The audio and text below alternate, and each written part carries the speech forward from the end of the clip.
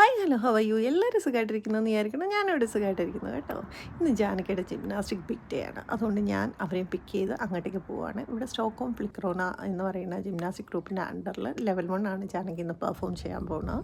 So ഞങ്ങൾ അവിടേക്ക് പോയിക്കൊണ്ടിരിക്കുകയാണ്.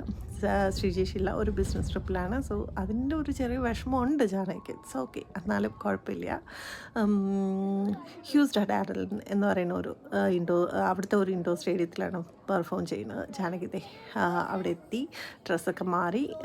In fact Janaki is only Indian girl who is performing there.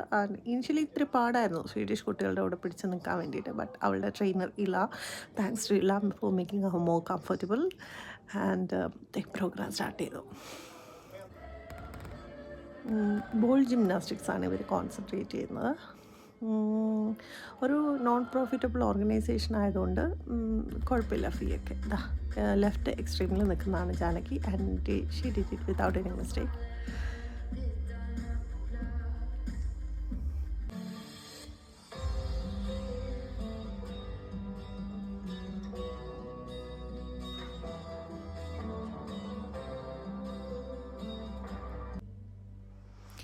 ഈ ഗ്രൂപ്പിലുള്ള പലരും സീനിയർ ഗ്രൂപ്പാണ്. ഇവരിൽ പലരും സ്വീഡനെ റെപ്രസെൻ്റ് ചെയ്ത് പല കൺട്രിയിലും പെർഫോം ചെയ്യുന്നവരാണ്.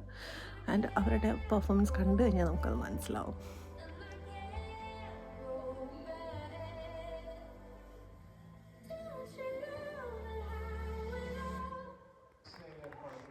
പ്രോഗ്രാം കഴിഞ്ഞു. എല്ലാവരും കൂടെ താങ്ക് യു പറയാൻ നിൽക്കുകയാണ്. അപ്പോൾ സ്റ്റോക്ക്ഹോം ഫ്ലിക്രോണിൻ്റെ വക അവർക്ക് ഗിഫ്റ്റുകൾ ഉണ്ടായിരുന്നു.